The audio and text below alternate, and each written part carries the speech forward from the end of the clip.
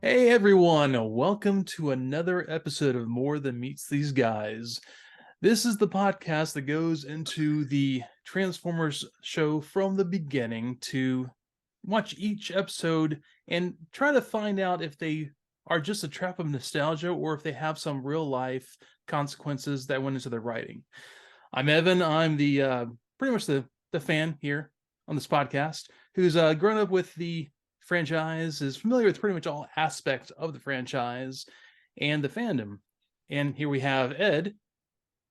If you want to talk about yourself, I don't know anything about Transformers at all. he's learning, but And I know I'm learning, but you're taking stuff away from yourself here. You're one of the most knowledgeable Transformers dudes that I know. So well, so there's yeah, I appreciate that. yeah, man. I want to say real quick, to everyone, thank you. We surpassed 2,000 downloads this week, so I guess someone's out there listening. So I appreciate that, everyone. I know there really is, and we appreciate the people who talk to us. And so Ed, I gotta tell you, man, last night we're just me and the wife were sitting around. We're just thinking, like, man, what are we gonna do today? It's just a chill Saturday. I didn't have any schoolwork I had to do, didn't have any Hmm. work, and so she's like, "Want to watch something?" Of course I do. Yeah, we're chilling out here, and she suggests Wrath of Khan, Oh, and we just talked about Athacon last week. we did. Yeah. But my point here is, it's one of those shows. It was one of the shows, one of those movies that it came out when I was really young, and it really I don't know, something, maybe the practical effects of it, maybe the dialogue, and maybe the pacing of it, in all these aspects working together. It really lends itself to being a timeless sci-fi movie. And it made me think, like, man, what are some other science fiction movies that you could go back now and watch? They hold up really well. Just what do you think, man? Like, I know you're a big sci-fi fan as well.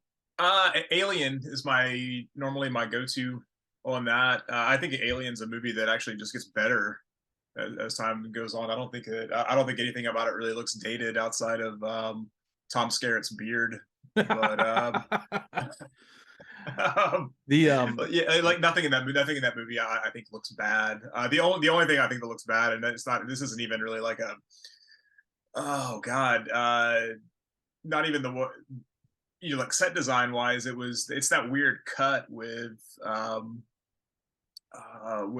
Bishop's face where it goes to the like you could have done like a hard cut there to somebody else's face and then back, but they did like a straight cut from the dummy head to his head after he got like ripped apart or whatever. yeah, And that looks really bad, but I mean that looked really bad when the movie came out. And Ian Holm was the actor yeah, I was thinking of yeah, there. played Bilbo in the Bilbo Lord of the Rings movies. Baggins. Yeah. Bilbo Baggins. Also, also the dad in Garden State. Oh yeah, it's true. Mm-hmm. He Yeah. didn't say a lot of words. No. But no, that's normally my go-to for that. Blade Runner is usually my other. Yeah, And those are just kind of. I know those almost sound like cop out answers because those are. I mean, in the last 5 years or so, everyone's come to like worship those two movies. But I worshipped them before you did. So yeah. I listened to that band before you did. Yeah. No, I mean, Uh, but it's that way, man. Honestly, with full disclosure here, with Blade Runner, years ago, I watched it and I didn't really get it. But I think as I've gotten older, I appreciate that film noir aspect of it, because it's a heavy film noir with sci-fi elements. You could put that yeah. story and change the origins of the Nexus 6 replicants, Mhm. and it could be a really heavy film noir movie with basically about gangsters. Yeah, And, exactly. And that's the one oh go ahead, sorry. also say, but in the same way, Alien is it's obviously it's sci-fi, but almost it's, to me, it used to be more horror, and now it's more science fiction because it's not as scary, but you there's elements of the seclusion in, like, I don't know, the you're out, you're isolated. It's a horror meets sci-fi. It does really well in that way. Yeah, yeah. I mean, it's got aspects of like body horror and stuff in it also, which Yeah. is which is I still think that's pretty kind of the scariest part of that. But yeah, that whole the whole thing of like isolation and Mhm. those kinds of themes still weigh pretty heavy. Yeah, A lot of times. and What I don't know. What about you? Besides Wrath of Khan, what well, old classic sci-fi do you and think okay, is? and this is one I want to go back and watch here soon because I haven't seen it in years.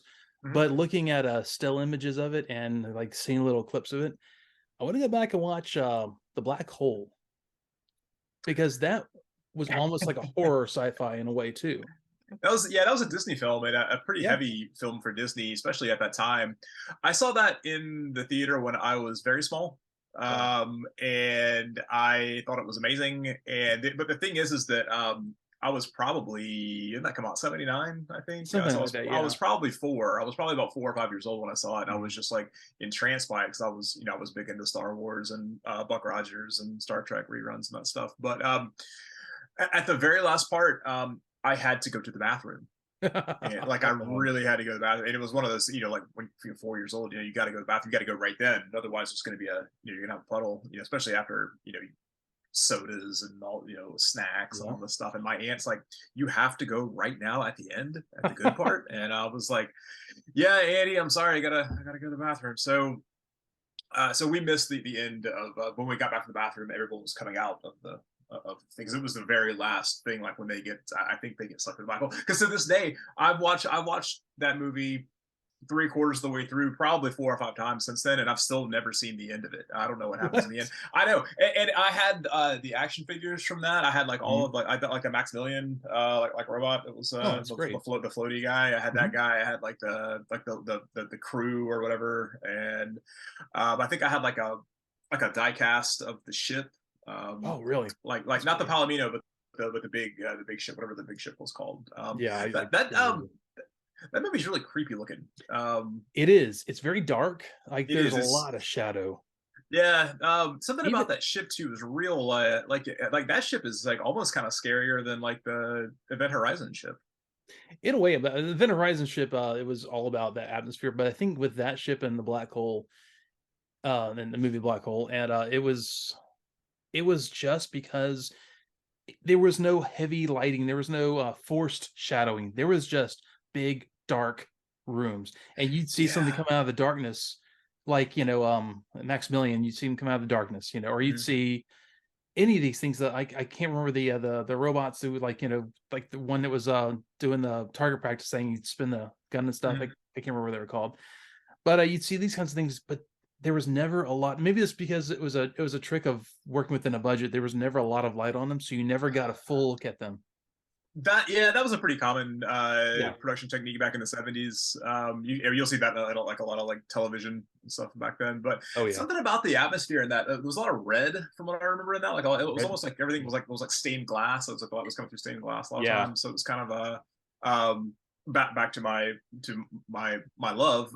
It's kind of almost like a precursor to the atmosphere. A lot of Warhammer 40,000 type stuff of that kind of like gothic, like almost cathedral esque looking I could and see stuff. that fitting into that Yeah, world. That kind of. I should I should go back and watch that. I should go back and watch that again. I should watch the end at some point because Yeah, you definitely should do that. It's on Disney Plus. So Yeah, I mean, it's yeah. honestly it's one of those that just holds up. It holds up well. The practical effects, Mhm. you can tell when there's a lot of puppeteering and things going on, but it really works well. There are hard surfaces. There are dark corners. There, it looks Mhm. like a very lived in. Obviously, something messed up going on in the ship, kind of thing. And you learn as the movie goes on really going on the ship. What's really going on? Yeah, which Yeah, with is all really the dark. yeah. Well, that also again back to Warhammer. That's a very that was a pretty integral part of some of the Eisenhorn books of a ship that's crewed in a similar manner to that. So Yeah. Anyways, yeah, that's kind of it made me think about it, because I feel like we are my wife and I have been watching a lot of horror lately. mhm. And going back and watching Wrath of Khan, it holds up that well because the I don't know, I really think it's a mix of the practical set design, the pacing, the actually dialogue. That thing is so dialogue heavy in a That good way. it is, and the thing with that also is that cast has like a lot of chemistry, and Yeah. they're even though like you can trash talk, Shatner's acting and all this stuff. But it's like all of those guys together, all those guys and ladies together, it just works. And I mean, there's a reason that people still go back and watch classic Trek. There's a reason I watch classic Trek, and even in next gen I like a lot. Oh yeah, oh god, but yeah. First yeah, Contact we watched also after that last night too, which is I should another go. I should go back and watch that one again. So I remember Generations coming out and being like ridiculously excited for Generations. It was like, is they're doing the crossover? Finally doing the crossover. Kind of. And then they did the crossover like a bazillion more times, where it's like, oh, we're gonna bring Scotty in the next generation. We're gonna bring Spock in the next generation. Yeah, I think all those that actually happened by the time Generations came out. That was like he was like really kind of like the missing piece of the whole thing. But yeah, Star Trek, highly recommend. 5 transporters out of 5. All Star Trek, all. And I mean, yeah, honestly, it's let's bring us into this, man. I'm just watching this episode today. It really made me think about it, how that weird sci-fi elements work into a show like this.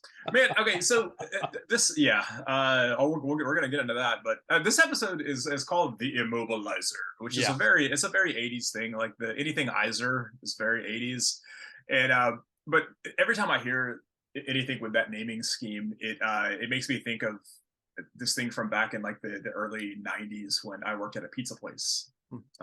Authentic New York slices, my friend. But at one point, I'm sure at one point we got this upgrade to our soda fountain setup or whatever. So if you ever worked in I know that you were kind of restaurant adjacent for a long time. You were in a complementary industry to the restaurant industry, but listeners, if you've never worked in a restaurant back in the day, but prior to the mid 90s, the way the carbonation system used to work was that you had these tanks full of CO2, but they were basically like scuba tanks. They were that size and that form factor, and you'd have a bunch of them.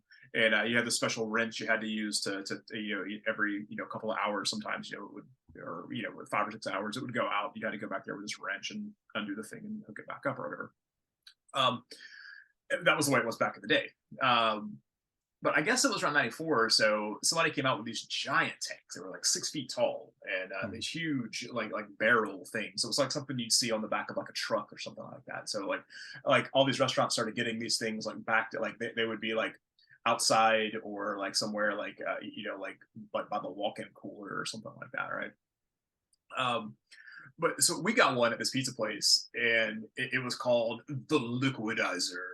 And it had these really bad like 1990s graphics all over it. It had these big sticker brandings all over it. I don't know why they would spend money. Was it like BMX text? It was almost like that. It was like it was like the Z kind of worked its way like outside of the thing or whatever. And it was real cheese, but it was like who like they paid some graphic designer to do this. Who like at that point they did that by hand. It was just a dude like with some, like an X-Acto knife and a and a ruler, a slide ruler, or whatever, doing this. So a protractor or something like that. But but there was a dude that I worked with that like when we got that in, he was just like so amazed with these. He was like, dude, that's so cool, man. The Liquidizer, that's so awesome. And so every time the tech would come out, he would just, man, dude, the Liquidizer's such a cool thing, man. It's so awesome. And so eventually the tech he found the sticker sheets for it, and he gave him a bunch of them.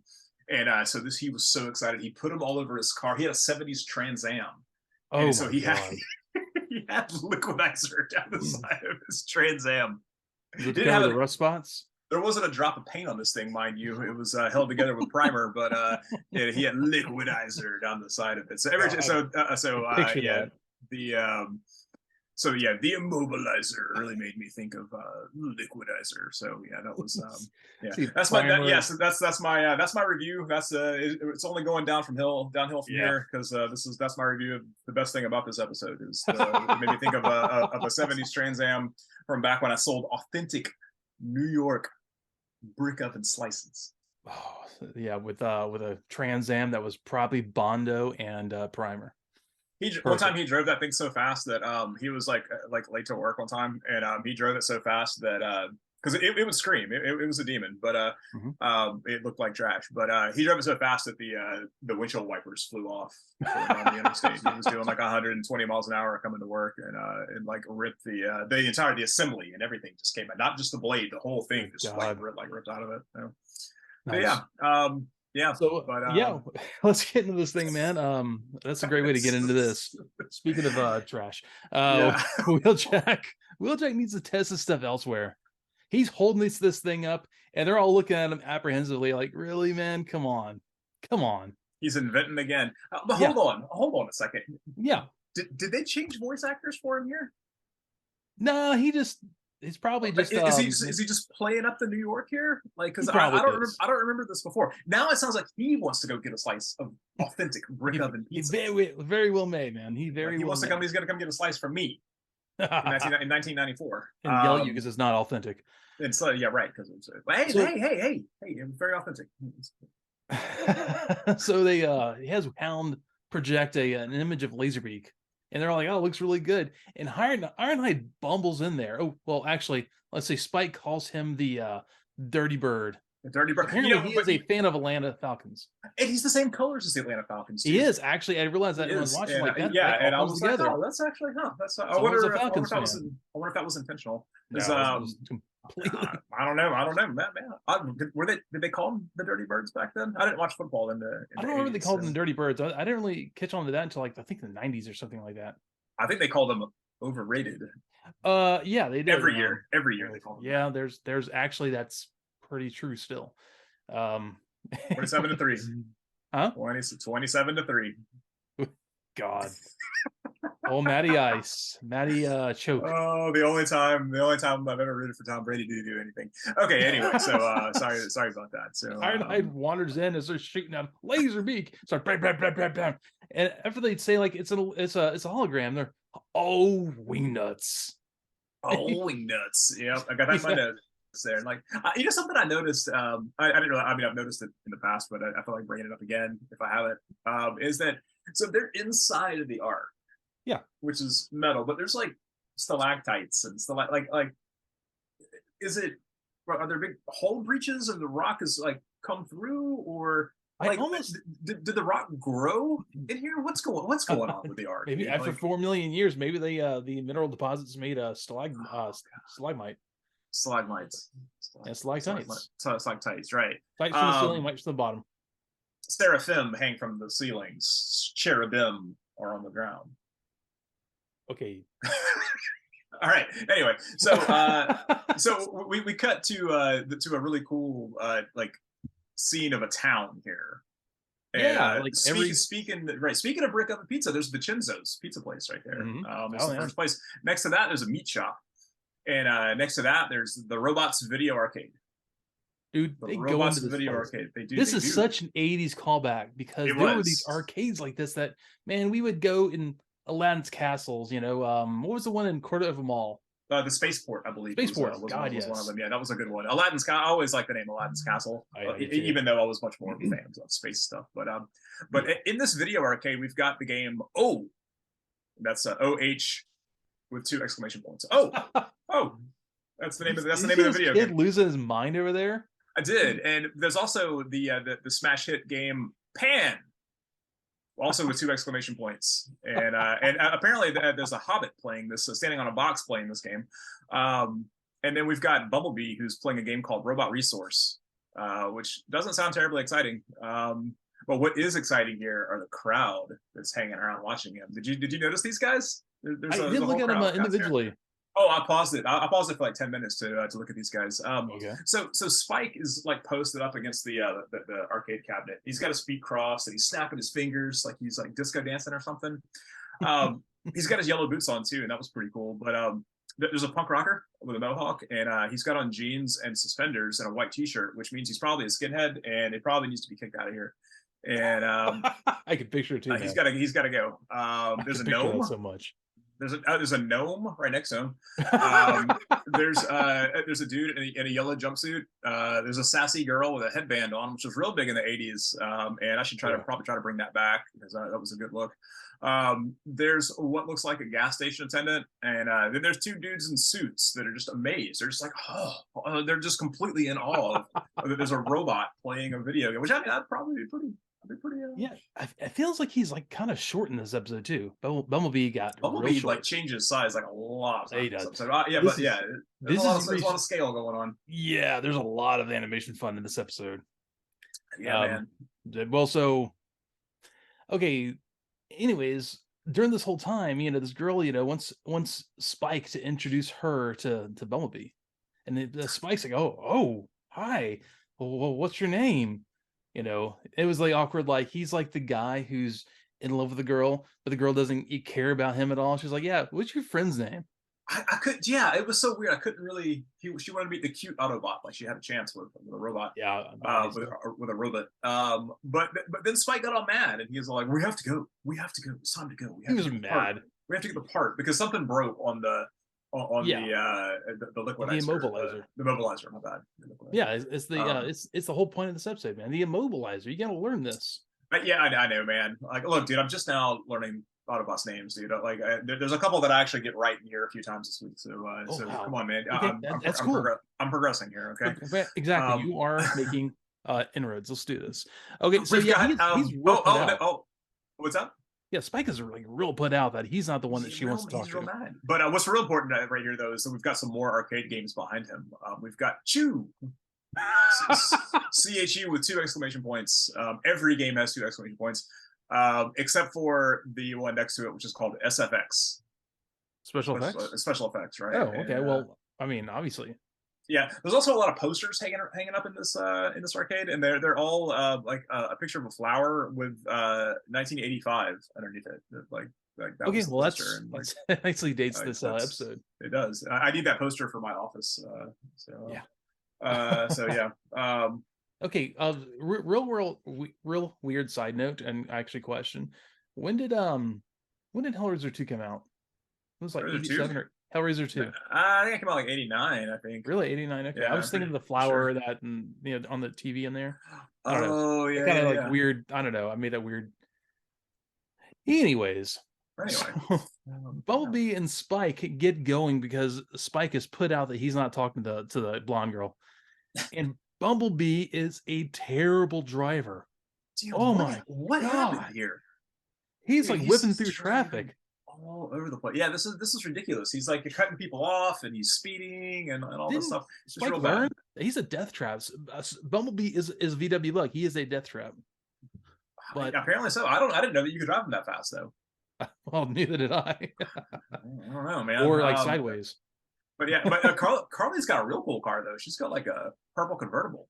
Yeah, it's like a Plymouth or something. It was like she borrowed it from Batman the Animated Series. Oh wow, that's a great callback. Speaking of Batman the Animated Series, though, Bumblebee gets in trouble here. He gets pulled over by Commissioner Gordon from Batman the Animated Series. He's got the mustache and everything, and so this cop pulls him over, and he's just like you can't be driving like that. And Spike just pulls the I wasn't driving, officer. It's an Autobot. It's Bumblebee.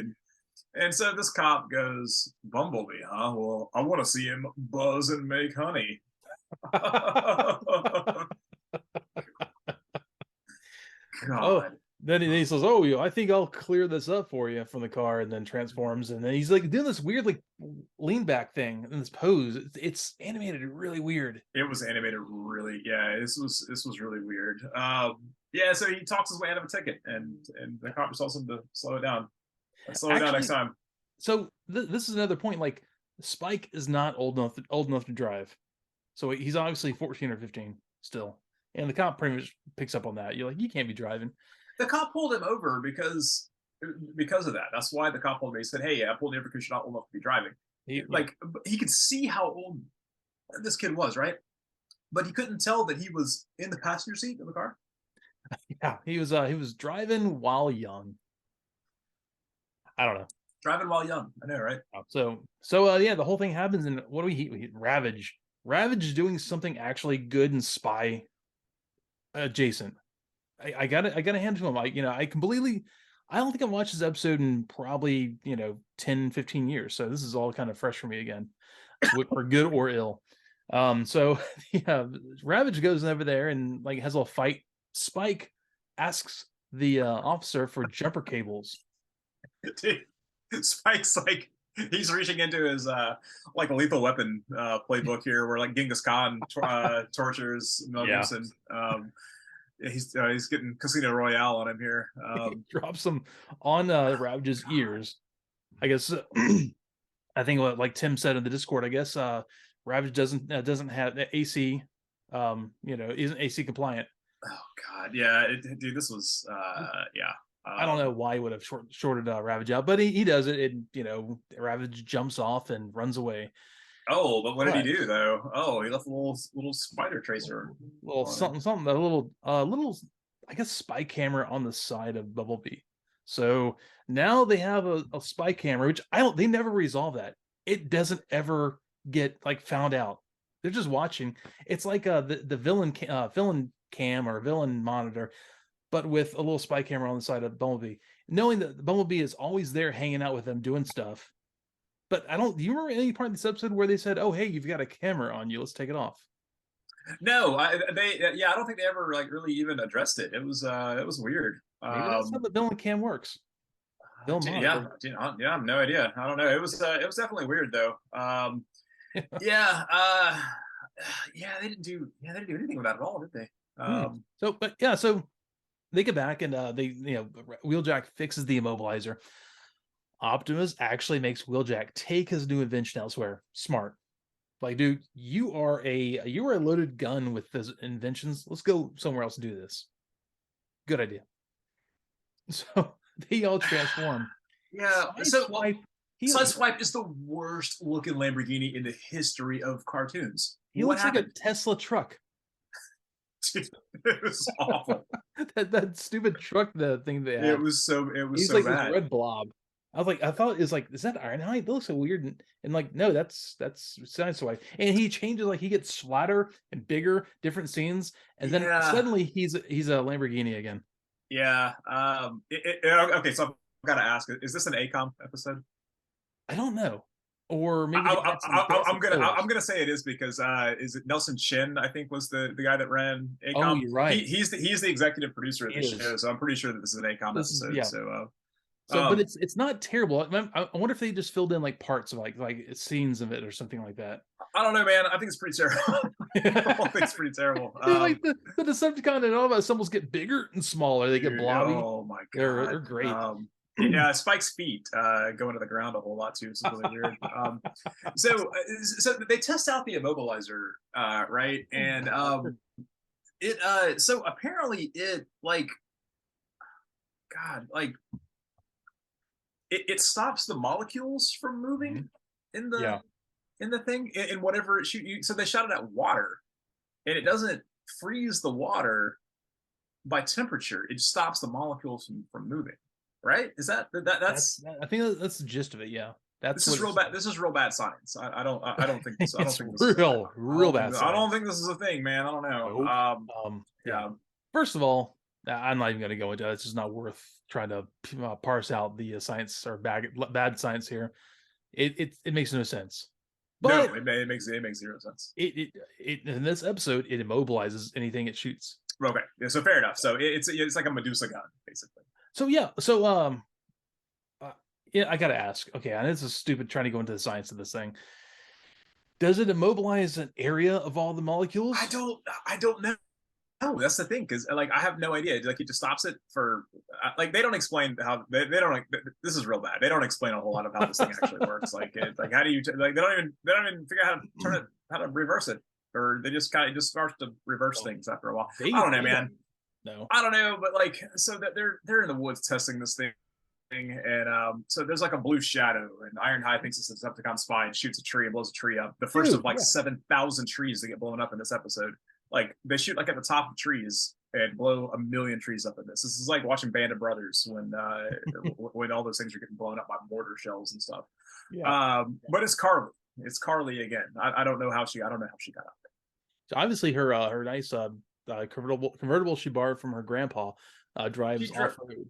She drove that purple convertible out there into the woods. Yeah, but before this, Spike is like wandering around, and I don't know. He just doesn't look where he walks. He walks on the controller for the immobilizer, which is like this big. So if you're Yeah, like, it's pretty big. if you're missing, if like for him it's like this big, if you're missing this like 3 foot long, like I guess remote control, um, you need to really pay attention to your surroundings. So yeah, he steps on it and it starts acting funny. He's like he's afraid he's broken it, No, and no. he's like wandering down on the hard water because this is kind of neat. And the immobilizer starts to shoot him, and Wheeljack goes and rescues him. And then Wheeljack gets stuck in this great comic cover pose, just like first perspective of his hand out, pushing Spike out of the way. That actually was kind of cool. That was actually the best animated thing of this entire show. That pose, that one pose. God. But yeah, anyways, get back to it. Yeah, Carly gets almost killed by Ironhide because he shoots and knocks a tree on top of her. Down, yeah. Perfect. But and we get back to the Autobots, and they've been mugged. Yeah, Like they got held up. They got held. It was like some kids from New York. They were trying to get a couple bucks for a slice of brick oven. They're holding them up, and yeah, there's Trailbreaker gets real bad. He calls Megatron Mega Turkey. Oh yeah, that was good. And it was Trailbreaker, wasn't it? I finally learned that guy's name. There you go. And yeah, he's one of the force field. You got him, man. The Christopher Christopherson. You got it. I know, man. Skywarp, he's awesome. Bouncer bomb with ricochets. It was the worst bomb. All it does is like breaks trees and like shoots and bounces around. Yeah, that was a real dumb bomb. But it replaced his hand, which like he puts his arm out, and his hand like retracts back into the arm, and then like the bomb like comes out. Where's the hand go when this is going on? Inside. I gotta know these things. This is did the hand transform into the bomb? Is it a transformer also? I don't know. Same place Prime's trailer goes, I guess. So Ironhide comes back and he realizes what's going on, and he shoots gravy at Starscream. His hand goes in and like he has the gravy cannon, or maybe the chocolate river cannon. I don't know. All I know is this reddish brown gravy, and which apparently like makes Starscream where he cannot steer. So yeah, that was real weird. I don't know. Maybe it was like liquor. Yeah. I don't know. Maybe some alcoholic oil. I don't know, man. But so Ironhide finds Spike, and he's like, "Hey, Spike, look who's here! It's Carly." How does he know they know each other? I don't know. How does she know his name? How would he like? Maybe she's a fangirl. Like that she's been like following them. Every Autobot's name. She did. Notice that? She knew. Yeah. Like it was like someone would just come up and she'd be like, "Oh, hey, Ironhide, how's it going? Oh, hey, Brawn, how's it going?" Like she's got like Tiger Beat posters of these guys. I was about to say that too. I was going to say she's making Tiger Beat. She's got all the posters all over the room, like on her ceiling. She's got Bumblebee, like with like I don't know, cursive writing Bumblebee across the front of it. Maybe it's called Auto Beat. Maybe is the name of it. That's the title of this episode. Oh man. So yeah, there's this whole scuffle going on, and he like Megatron, yeah, all his warriors are getting beat up, but he's holding the immobilizer, and Optimus Prime's like, "All right, Megatron, you're losing all your warriors, but warriors are expendable. All that matters is I get what I deserve, and I always do." And the river reverts, and they go into it. It's like clown shoes, man. Like, I get what I deserve, and they go into the river. And what was there's a part where somebody shoots a tree to shoot it down on Optimus Prime, and somebody, I don't know whose voice this was, but somebody goes, "Prime, look out!" I think it was Ironhide. I don't know. I think it might have been Jazz, but it was "Prime, look out." I had to back it up a few times. I had to back it up because it was real funny. Carly's real mad at herself because it's all her fault, but I don't know why she would think any of this is her fault. That makes no stalked the Autobots and came out where she should have been. How was it any of her fault? It wasn't ever her fault. It was Autobot's fault for inventing that stupid immobilizer.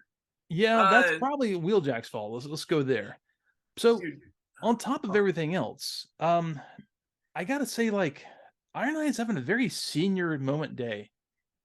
He's just like forgetting stuff, and he's confused easily. And I want to say, Grandpa, why don't you go sit down, in front of the TV? We got this. Yeah, that was he definitely he was maybe he was missing some microchips somewhere or some other Autobot. I don't know. I don't know, man. There's a real bad animation of Trailbreaker where it looks like he skipped leg day, and he was kind of dancing. Oh, he had a foot up on this rock, but like the legs were super skinny, but his chest was giant. Oh yeah, there's a few things like that. And I think Ironhide had a moment like this too. Yeah. Trailbreaker calls Megatron Mega Jerk. They're classic Transformers insults. The one of the Seekers says he's going to liquefy that slime prime, so maybe they have some liquidizer stickers somewhere man. on their slap it on his bumper. Yeah, man. Maybe they're the Trans Am. So, Jesus, yeah, that explains a lot. So they go back to the base after this fight. Oh, but before they do that, Carly goes, "Can I come with you guys?" Yeah, come on. Yeah, come on, Carly, well, you know us all anyways. You've seen all the stuff. It doesn't matter anyway because the security in the Ark is trash. So I gotta admit, she at least leaves her car outside parked. Like double parked, like running too, man. She's got a plan. Yeah, she does have a plan. That's the thing. Plan. Yeah. So Ironhide is having this really bad day, and he's just telling Prime, "I've got to retire. I just got to retire from active duty." And so instead of Optimus Prime saying, "No, please don't. We'll work this out," Optimus Prime goes, "Okay, old friend, we'll miss you." It was the shortest like resignation speech in the history of television. It was like, "I'm gonna retire. Well, that's your decision, but we'll miss you. I miss you already." There wasn't even a pause. There wasn't a pause. That was the weirdest dude transition of a scene. He just goes, "I miss you already. I miss you already." Dude, they compressed. That was like those 2 lines of dialogue was like you could have made like an entire like episode out of that in like any rational television show. But no, instead they like we're gonna compress the whole thing, like speed up the emotional gravity here. Like I want this to go fast. So, but it was so fast. Like he says, "I'm retired from active duty." He's been on active duty for over 4 million years. 4 million. Prime doesn't say, "Old friend, just take a day off. We'll work this out." No, he just says, "Okay, see you, man." Well, and he's like, I'm just too old to be a warrior. Like, bro, how old are you? Everybody's 4 million years old. Yeah, like I'm 4,000,005 years old. Like. Well, no. Not that. He also says instead of maybe, he says maybe, and that was real weird. Now I think about that. So yeah. And but oh no, here we go. Carly wants to see the Ark, and but then she starts talking about the Decepticons' underwater headquarters. How does she know about that? How does she know about that? But she gets real like villain, real spy here, like she's from like an episode of Cops, like she's like the cartoon Cops, not the BP Vest Cops, yes. BP Vests. Yes, and great. Man, long arm, my man. Yeah. So she steals some grenades. It looks like a grenade. She takes a grenade and she gets on a double parked car and leaves while everyone's looking the other way. Where'd Carly go?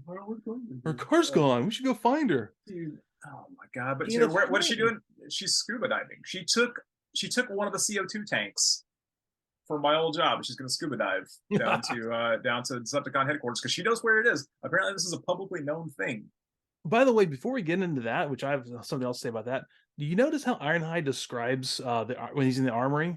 He goes, "Well, until we can convert the Decepticons or pacify them, it doesn't kill them, pacify them." Yeah, that's a real weird way to put that. It was, but it was also kind of telling. Because it was kind of cool that he was like, "Yeah, we have all these bombs here, but we really wish we didn't have them." And I was like, "Oh, that's pretty cool." Yeah. But anyways, so apparently Carly has the same parents as Hooper from Jaws. She has her own boat, she has a scuba equipment, and she's all the stuff to find the Decepticon base.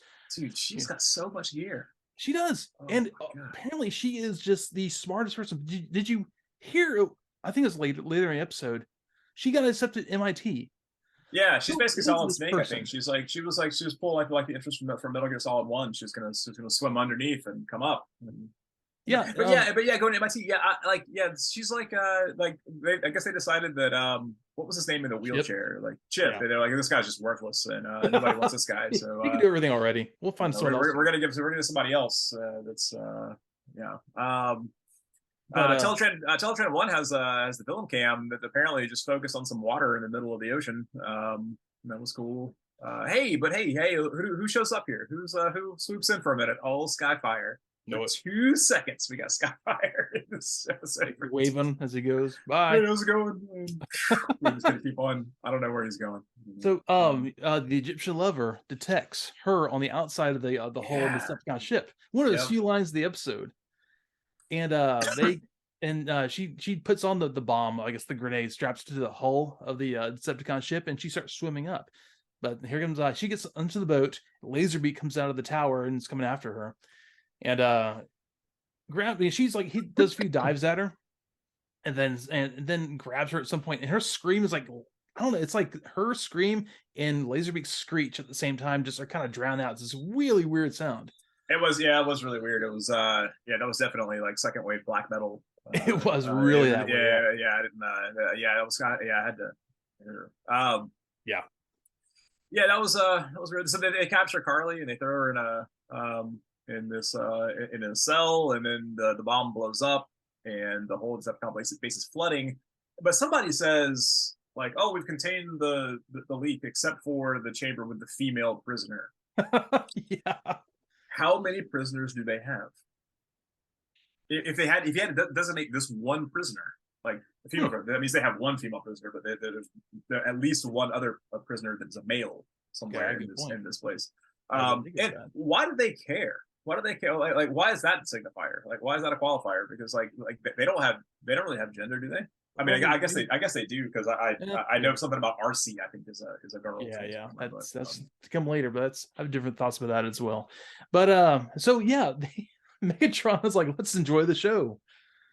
They're just gonna watch this poor woman drown. They're just like watching the smile that the room fills up, and then he goes, the show's over, back to work. Like, well, she's dead. Let's go. Oh man, it was terrible. Yeah, and I was Ironhide like swims in and pulls her out. Is that what happened there? Yeah, like, did you notice like early in the episode he has a jetpack now, which just goes back. I don't know where that came from, where it goes anywhere anytime else, but it's there. Does it come up again at some point? I can't think if it does. I may be wrong. I haven't watched this episode in probably, like I said, 10+ years, so it might. I can't think of where it does though. And so, why is Ironhide Carly's only hope? I think she talked about Ironhide coming to get her. Why not all the other Autobots? Are they just going to like? Couldn't she? It wasn't there like the breach was. What couldn't she just swim out by herself? She doesn't have a scuba tank, I guess. So maybe she was. Why? I don't know. By the way, she had a really groovy scuba suit. By the way, she did. It looked almost like a Zentradi officer uniform. Oh, it did. It looked a lot like that because it was because it wasn't like a one piece thing. It was like a jacket. Yeah, like an admiral's coat almost. Optimus Prime says Decepticons at some point, but he says it like it's supposed to be like a pun insult. Like he's like, "That's enough from you, Decepticons." Yeah, and he's standing with his like his chest out kind of thing with his gun. You know, his weird pose. Once again, badly animated. But I gotta say, real quick, there's a point where I think Ironhide goes after Carly, and they're all leaving the base to go kind of get the Immobilizer back from Megatron. He says something with a twang in his voice, which reminds me, I believe, I'm almost positive that Ironhide's voice actor is the same one as Prime. So he kind of went a little Ironhide-ish in that line. Oh, huh. I'm almost positive it's Peter Cullen as well. Yeah. But back to this whole scene where he shows up and he's on this cliffside with this weird pose and his gun. And they're all over on this other cliff hanging out together. And all the Autobots are just like standing around while this battle's raging. They're just like standing there like doing nothing, and then like meanwhile Optimus Prime's like using like cover and like movement, fire, move tactics and stuff, and it was a bit like Jazz is just like standing there like he has a point later. Ironhide is immobilized pretty much first, so that's why we know the Decepticons are there, and then we said it before, Optimus Prime shows up and all of his other Autobots show up and transform next to him like in a flying V formation, I guess, standing up. And so they can all be shot one at a time, I guess. Yeah. And pretty much. And we find out Rumble is shooting the Immobilizer. Why are you giving that idiot the control of this thing? Why little not give geek. us the Egyptian lover, man? He would do a much better job. Sawed off run. Yeah, exactly. Yeah, the most technical dude on the Decepticons. Why couldn't they? Let him do it. He Yeah, it looks was. Rumble looks like that like the kid who came over to your house to play Nintendo and he's pushing the buttons like this. He doesn't actually know how to use it with your hand and stuff. Oh God, yeah, that kid. Yeah, Man. you know that kid. Oh no. Everyone knew that kid. Yeah. But yeah, Um, so yeah. Anyways, battle rages on and this battle was real. Like I couldn't, dude, I couldn't keep track of what was going on most of the time in this. This was real bad. But eventually the Autobots like kind of like wrest control of the Immobilizer back from the Decepticons, well, it was a whole thing and where Jazz are there. He's like immobilizing one by one, and Jazz drives up around the back end and starts jamming out. So he starts playing some jam band yeah, rock. It was was like yeah, serious jam band vibes coming out of this music. it was like And the Tonight Rumble's Show like, band. "What's going on?" And gets I guess confused. Couldn't Soundwave counter that because he's like master of sound. Yeah, Like he could have, but there's also a really funny scene where like Megatron gets like shot with some stray shot that doesn't even really hurt him, but he falls down for a second, and the second that it's like he's not even hitting the ground yet, and Starscream just like he already took over. yeah. He was like, He "Oh, jumps in there like, Megatron's dead." Megatron gets a hangnail. I am the new leader. That's all it takes. Megatron transformed. I mean, he's not a dude right now; he's a gun. So I'm the boss. Yeah, exactly. Ultimate opportunist. And so yeah, I think during that time, Carly runs in there and reprograms the Immobilizer because she obviously knows all tech because she's been accepted at MIT. Yeah, she's the precursor to like that woman hacker from the Transformers movie, from the Michael Bay movie. Oh yeah, the Australian woman. Oh yeah, she can do it all. That's right. Blonde and everything. And so she's apparently a genius. She can do and play with any weird tech and reverse it, and she does. And so we have Rebels shooting everyone. Okay, he's supposed to be shooting Prime or something like that, and he aims and like it shoots Ironhide and reverses it. And he's like, I don't know what's going on with this thing. So he just keeps on pushing buttons. Yeah, I'm going to keep hitting until it works again. Yeah, maybe the batteries. Yeah, that's the best way. Yeah, because if a program doesn't open on your computer, you keep double clicking the icon to make so that it opens up 17 times after. Yeah, when you get that the virus, I keep clicking on the virus. So can you get more virus? you reinstall the virus over and over again, right? So, dude, yeah, he's an idiot. I don't know, man. And then they take it back and Decepticons fly off and Ironhide grabs it and smashes on the ground. Smashes on the ground. Done the first 5 minutes. There was a really cool scene when he does that. Like there's like a nut that flies at the screen. Yeah, I thought that was pretty cool. Very very Friday the 13th 3D. It was right at the screen. But then Spike. Oh God. They're during like a cleanup of this one. Somebody whispers something in Spike's ear, and he, God, after they reveal that she's like this genius that went to MIT, he asks her out for an emulsified lactose milkshake drink with. Yeah, it was like, oh, I mean a milkshake. And, oh God, so they go on and they drive off and go on a date together in a non-transforming car. Yeah, and Sparkplug's real proud though. He's like real proud. But see, the thing is, okay, if she got accepted to MIT, that means she's 18, and Spike is not old enough to drive, so he's like 14, 15 years old here. Yeah, that's really creepy. Mm-hmm. Yep. See, once again, Transformers, robbing the cradle. It's really bad too, because he used her attraction to Bumblebee to turn into a date, and now he's that doesn't change much. And spoiler, they have a kid later. So really, yeah. What? Oh no! Oh, we'll get there, man. We'll get there. Oh God! We'll see that in the movie. Yep. So yeah, this was the single worst episode of this show so far. this had the worst animation.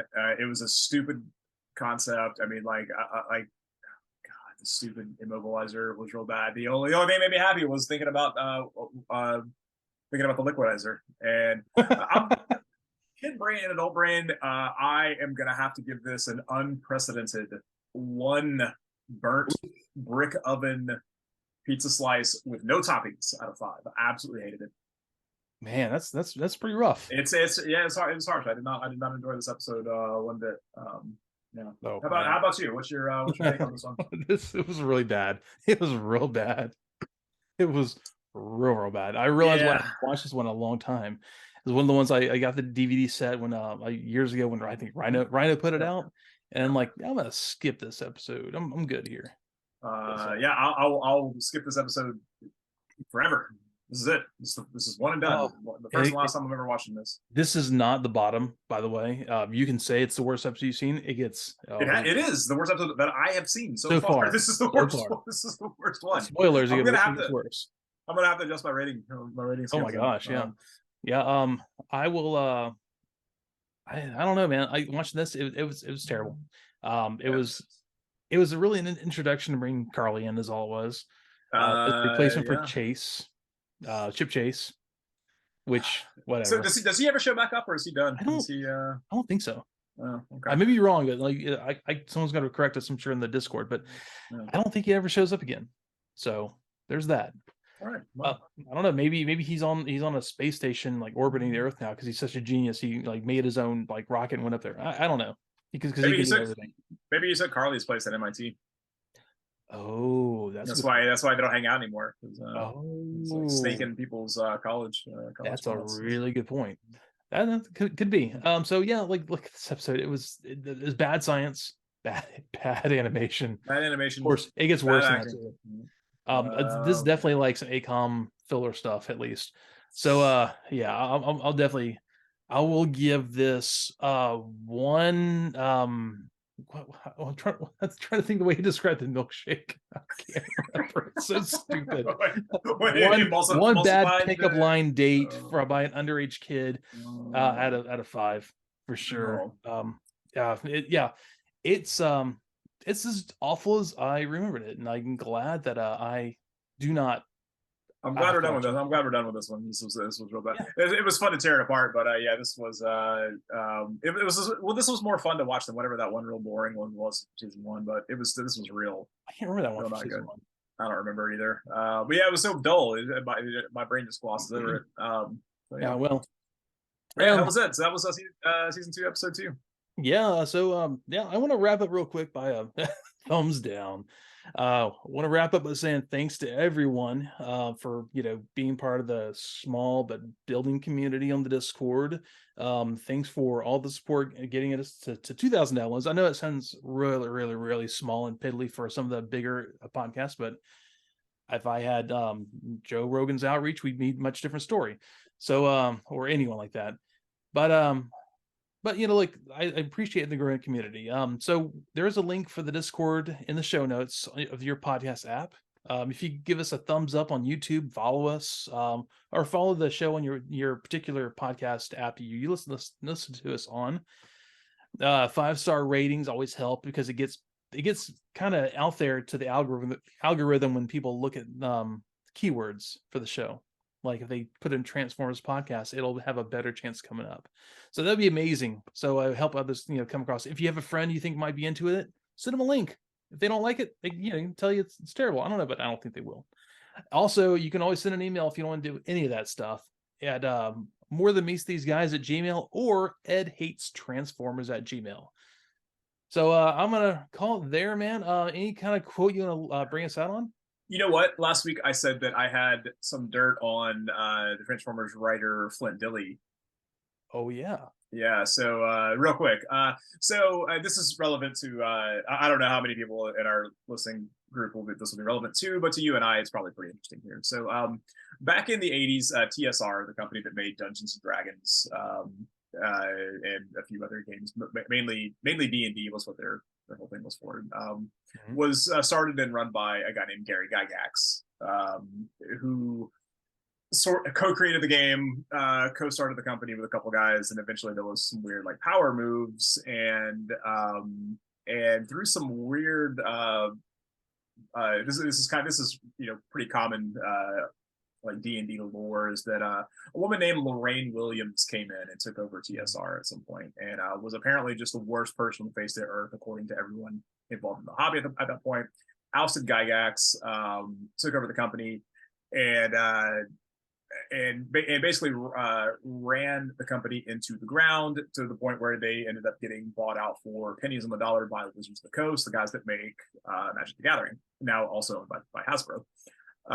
which yeah, it ties it all together, right? But even more underhanded that she did is her family were newspaper publishers back in the 1930s, and eventually and published the comic strips for Buck Rogers.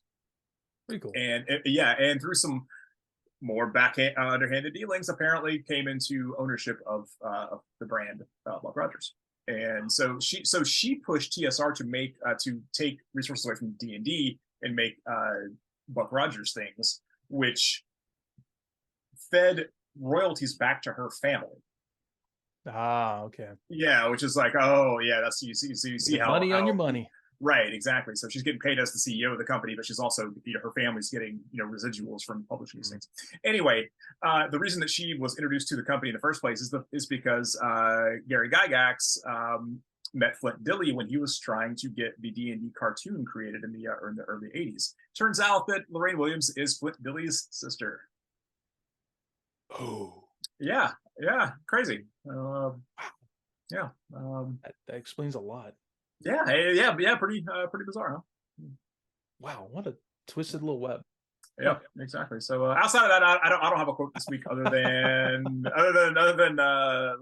roll out. I guess is the only quote for this week. So that works. And everyone, thanks for being here this week. And here's to the next 2,000 downloads. See y'all later. Later, guys.